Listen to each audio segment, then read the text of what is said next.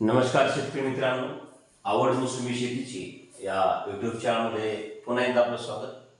तर शेतकरी मित्रांनो, आज आपण 123वा भाग बनवतोय आणि अत्यंत महत्त्वपूर्ण हा आपला व्हिडिओ आहे. तर आज आपण मोसंबी संत्रा लाल कोळी यावर नियंत्रण कसं मिळवायचं याविषयी चर्चा करणार. माझा सध्या संत्रा किंवा मोसंबी आंब्यावरची फळं सर्वत्र बागेवरती असताना भविष्यामध्ये आपले फळं लाल कोळीच्या प्रादुर्भावामुळे काळे पडतात, मग त्याला बाजारभाव मिळत नाही, व्यापारी त्याला खूप कमी रेट देतो. अशा वेळेस आपली आर्थिक नुकसान त्या ठिकाणी होतं. मग लाल कोळी हा कधी येतो आणि त्याच्यावर आपण नियंत्रण कसं मिळवायचं?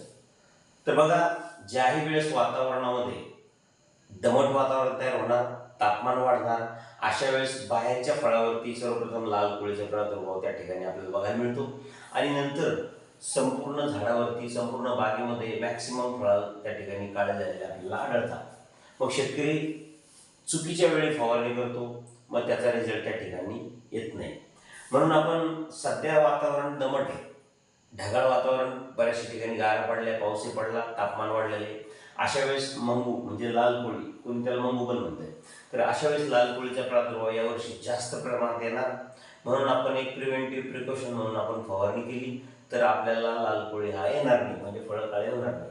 तर त्याच्यासाठी आपल्याला फवारणी आजपासून एक 8-10 दिवसामध्ये घेणं गरजेची, जेणेकरून आपल्या बागेवरती लाल कोळी किंवा मंगू येणार नाही.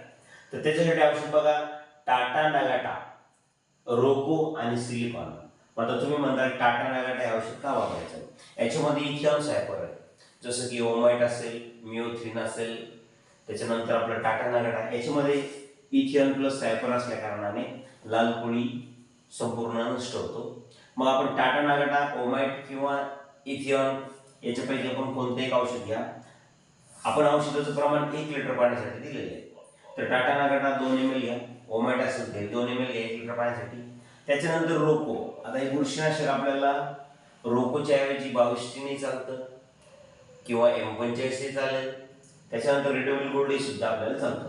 तर रोको हे आपण 1 लिटर पाण्यासाठी 1 ते 1.5 ग्रॅम घेऊ शकता. त्याच्यानंतर सिलिकॉन. आता तुम्ही म्हणता सिलिकॉन का बरं दिलेलं आहे? वेदांत कंपनीचं सिलिकॉन आहे, आपल्याला ऑर्गन कंपनी घेतलं तरी चालतं. 4 ते 5 ग्रॅम 1 लिटर पाण्यासाठी, म्हणजे 20 लिटर पंपाला आपण 100 ते 80 ग्रॅम वापरू शकतो.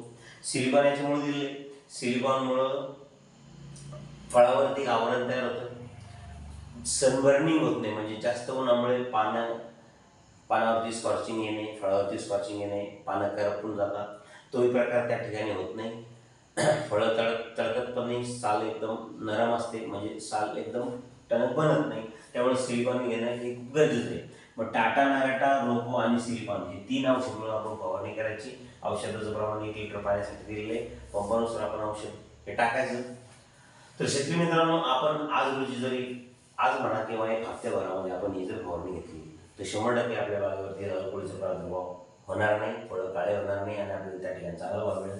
तर शेतकरी मित्रांनो, आज आपण 123वा भाग जो बनवला, मोसंबी संत्रा लाल कोळीचा प्रादुर्भाव आपण कसा थांबवायचा त्याविषयी हा व्हिडिओ बनवलेला आहे. आशा करतो तुम्हाला हा व्हिडिओ आवडला असेल. आपण चॅनलवर नवीन असाल तर चॅनलला सबस्क्राईब करा. व्हिडिओ आवडला असेल तर व्हिडिओला लाईक करा, शेअर करा.